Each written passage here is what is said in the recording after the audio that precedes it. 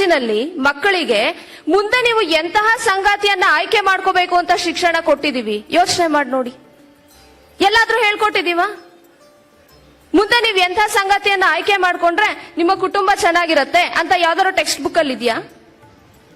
ಯಾವತ್ತಾದ್ರೂ ಸ್ಕೂಲು ಕಾಲೇಜಲ್ಲಿ ಆ ವಿಷಯನ ಪಾಠ ಮಾಡಿದೀವ? ಇಲ್ಲ. ಮತ್ತ ಅವ್ರು ಹೇಗೆ ಆಯ್ಕೆ ಮಾಡ್ಕೋತಾರೆ? ಇಷ್ಟ ಬಂದಾಗ ಆಯ್ಕೆ ಮಾಡ್ಕೋತಾರೆ, ಇಷ್ಟ ಬಂದಾಗ ಮದ್ವೆ ಮಾಡ್ಕೋತಾರೆ, 4 ದಿನಕ್ಕೆ ಮದ್ವೆ ಮುರಿದು ಅವ್ರ ಪಾಡಿಗೆ ಅವ್ರು ಹೋಗ್ತಾರೆ. ಎಲ್ಲಿದೆ ಮೂಲ ಸಮಸ್ಯೆ? ಮೂಲ ಸಮಸ್ಯೆ ಇರೋದು ಶಿಕ್ಷಣದಲ್ಲಿ. ಹೋಗ್ಲಿ, ನಮಗೆ ಹಿರಿಯರಿಗಾದ್ರೂ ಗೊತ್ತಾ ಎಂಥ ಸಂಗಾತಿನ ಆಯ್ಕೆ ಮಾಡ್ಕೊಡ್ಬೇಕು ಅಂತ? ಅದು ಇಲ್ಲ. ನಾವೇನ್ ಮಾಡ್ತೀವಿ?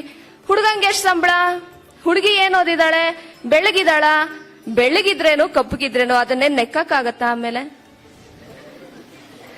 ಅವ್ರು ಹೇಗಿದ್ದಾರೆ, ಅವ್ರಿಬ್ರು ಗುಣ ಸ್ವಭಾವ ಹೊಂದತ್ತಾ, ಒಳ್ಳೆ ಒಂದು ಸ್ವಭಾವ ಇದೆಯಾ, ಇದನ್ನೆಲ್ಲ ನೋಡಲ್ಲ ನಾವು. ಏನನ್ನ ನೋಡ್ತೀವಿ? ಬೆಳಗಿದಾರ, ಕೆಲಸ ಇದೆಯಾ? ಸಂಸ್ಕೃತದಲ್ಲಿ ಒಂದು ತಮಾಷೆಗೆ ಒಂದು ಶ್ಲೋಕ ಹೇಳ್ತಾರೆ, ಕನ್ಯಾ ವರಯತೆ ರೂಪಂ ಮಾತಾವಿತ್ತಂ ಪಿತಾಶ್ರುತಂ ಬಾಂಧವ ಕುಲಮಿಚ್ಚಂತಿ ಮೃಷ್ಟ ಅನ್ನಂ ಇತರೆ ಜನಾಹ ಅಂತ. ಒಂದ್ ಮದ್ವೆ ಆಗ್ಬೇಕಾದ್ರೆ ಯಾರ್ಯಾರು ಏನೇನ್ ನೋಡ್ತಾರೆ ಅಂತ, ಹುಡುಗ ಚೆನ್ನಾಗಿದ್ದಾನ ಅಂತ ನೋಡ್ತಾಳಂತೆ.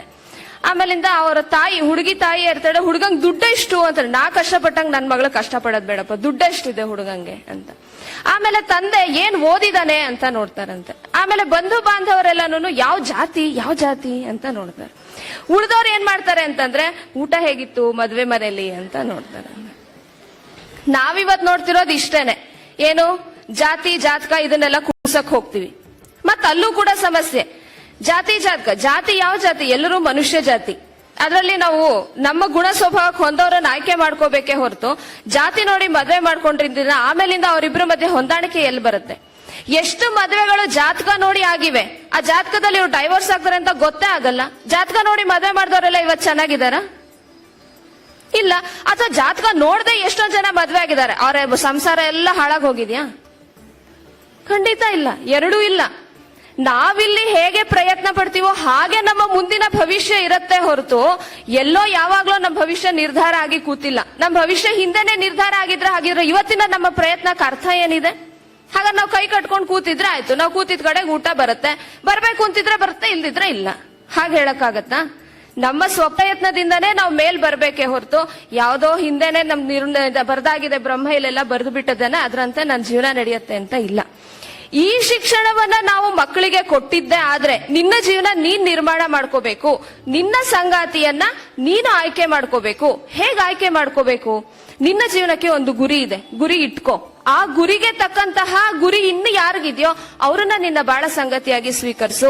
ಗುಣ ಸ್ವಭಾವದಲ್ಲಿ ಎಲ್ಲಿ ಹೊಂದಾಣಿಕೆ ಇದೆ ಅವ್ರನ್ನ ನಿನ್ನ ಬಾಳ ಸಂಗತಿಯಾಗಿ ತಗೊಂಡ್ರೆ ಅವಾಗ ಖಂಡಿತ ನಿನ್ನ ಜೀವನ ಮುಂದೆ ಚೆನ್ನಾಗಿರುತ್ತೆ. ಈಗ ಇನ್ನೊಂದು, ಇಲ್ಲೆಲ್ಲ ತುಂಬಾ ಚಿಕ್ಕ ವಯಸ್ಸಿನವ್ರು ಇರೋದ್ರಿಂದ ಆ ಮಾತು ಹೇಳ್ತಿದ್ದೀನಿ. ಲವ್ ಅಟ್ ಫಸ್ಟ್ ಸೈಟ್ ಆಗ್ಬಿಡತ್ತೆ. ಇದಕ್ಕಿದಂಗೆ ನೋಡ್ಬಿಡ್ತಾರೆ, ತಕ್ಷಣ ಪ್ರೀತಿ ಉಕ್ ಹರಿದು ಬಿಡತ್ತೆ, ಮದುವೆ ಮಾಡ್ಕೊಂಡ್ಬಿಡ್ತಾರೆ. ಹಿಂದ್ ವಿಚಾರಿಸ್ಲಿಲ್ಲ, ಮುಂದ್ ವಿಚಾರಿಸ್ಲಿಲ್ಲ. ಇಡೀ ಜೀವನ ಅವ್ರ ಜೊತೆ ಬಾಳ್ಬೇಕು, ಏನು ಎತ್ತ ಅಂತ ಕೇಳೋ ಪ್ರಶ್ನೆನೇ ಇಲ್ವಾ? ಅದ್ ಹೇಗ್ ಹುಟ್ಟತ್ತೆ? ಅದು ನನಗಂತೂ ಗೊತ್ತಿಲ್ಲ. ಹುಟ್ಟಕ್ ಸಾಧ್ಯವೇ ಇಲ್ಲ. ಅದು ಸುಮ್ನೆ ಕೇವಲ ಅಟ್ರಾಕ್ಷನ್ ಮಾತ್ರ. ಅದು ಆ ತರ ಮಾಡಿದಾಗ ಮುಂದೆ ಜೀವನ ಚೆನ್ನಾಗಿರ್ಬೇಕು ಅಂತ ನಾವ್ ಹೇಗ್ ಅನ್ಕೊಳಕ್ ಸಾಧ್ಯ?